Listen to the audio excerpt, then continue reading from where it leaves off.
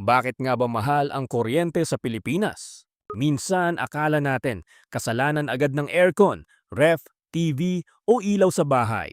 Totoo, may epekto ang gamit natin. Pero hindi doon nagsisimula ang buong presyo ng kuryente.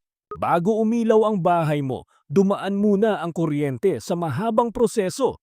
May power plant na gumawa nito. May transmission lines na nagdala nito sa malalayong lugar.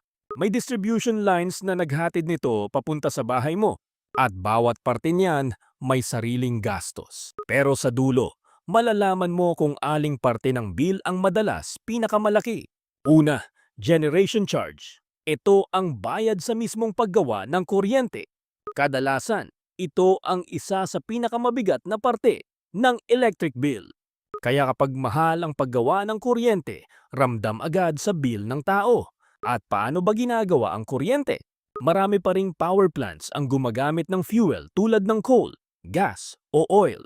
Kapag tumaas ang presyo ng fuel sa world market, pwedeng tumaas din ang generation charge. Lalo na kung imported ang fuel. Ibig sabihin, kahit nasa Pilipinas ka lang, apektado ka ng presyo sa ibang bansa. Kapag humina pa ang piso laban sa dollar, mas mahal din ang binabayaran sa imported fuel. Kaya minsan, kahit hindi nadagdagan ang gamit mo sa bahay, pwedeng tumaas ang rate kada kilowatt hour.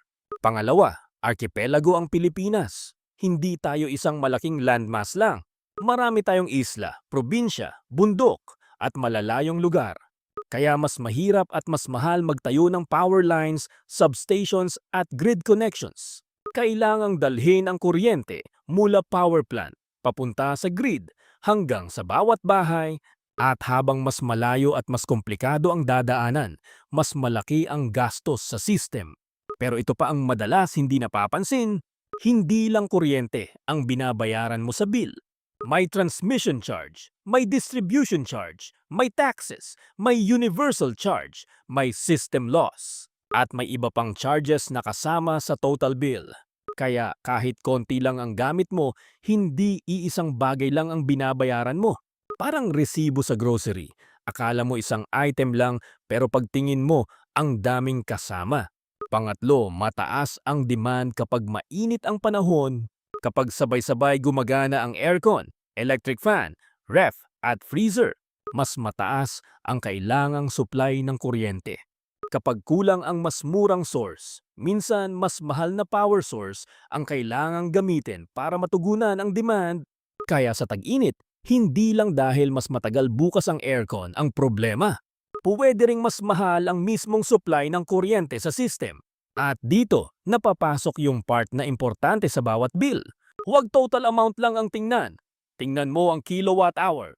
Kung tumaas ang kilowatt hour, ibig sabihin mas marami kang nagamit. Pero kung halos pareho ang kilowatt hour pero mas mahal ang bill, posibleng tumaas ang rate kada gamit. Dito mo malalaman kung gastos ba sa bahay ang problema o presyo ba ng kuryente ang gumalaw. Pang-apat, may renewables naman pero hindi pa sapat ang buong system.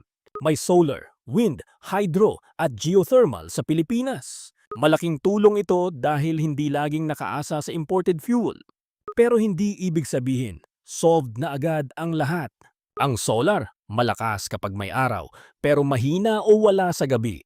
Ang wind, depende sa hangin. Ang hydro, depende sa tubig at panahon. Kaya kailangan pa rin ng stable backup, storage at maayos na grid para tuloy-tuloy ang supply. Kaya kapag tinanong kung bakit mahal ang kuryente sa Pilipinas, hindi lang isang dahilan ang sagot. Halo ito ng fuel prices, imported supply, exchange rate, infrastructure, demand, taxes at buong power system. Pero may magagawa pa rin tayo sa bahay. Linisin ang aircon filter. Tanggalin sa saksakan ang hindi ginagamit. Bantayan ang appliances na malakas kumain ng kuryente. At pinaka-importante, basahin ang kilowatt hour sa bill. Dahil minsan, hindi lang tanong kung sino ang nagbukas ng aircon. Ang mas malaking tanong ay, magkano na ba ang presyo ng bawat kilowatt hour na ginagamit natin? Ikaw, sa bill ninyo, alin ang mas tumaas, gamit o rate kada kilowatt hour?